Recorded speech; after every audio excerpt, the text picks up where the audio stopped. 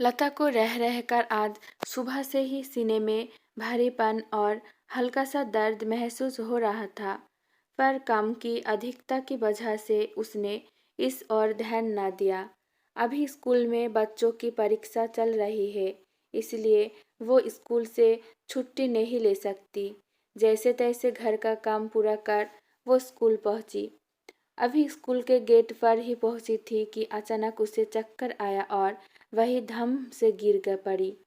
बेहोशी की हालत में उसे हॉस्पिटल लाया गया।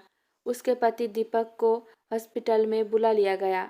डॉक्टर ने दीपक से पूछा, बताइए आपकी पत्नी को क्या बीमारी है, वो कौन सी दवाई लेती है।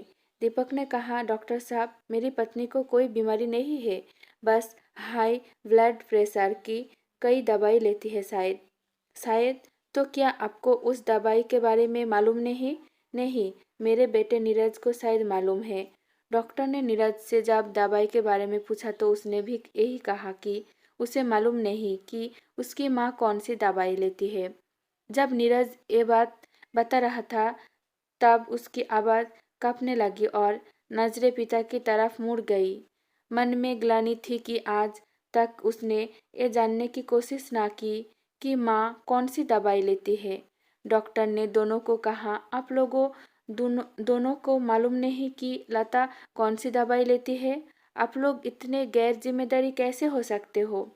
लता तो शायद आप लोगों को परेशान नहीं करना चाहती थी, इसलिए अपनी बीमारी के बारे में आप लोगों को कुछ न बताया, पर आप लोगों ने भी जानने की कभी कोशिश नहीं की।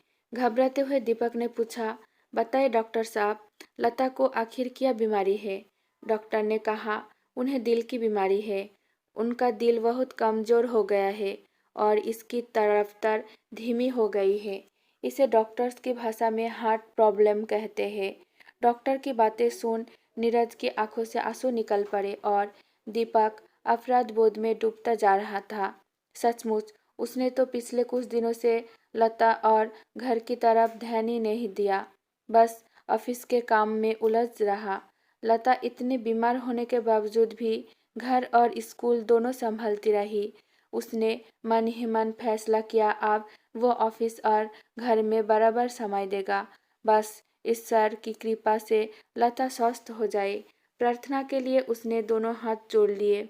नीरज को भी अपनी भूल का एहसास हो रहा था। उसने माँ के हाथ को अपने हाथों में लेते हुए अपने आप से वादा किया कि अब हमेशा अपनी माँ का ध्यान रखेगा। दोस्तों, कैसी लगी कहानी? लाइक और कमेंट करके बताइए और मेरी चैनल को सब्सक्राइब जरूर करें। धन्यवाद।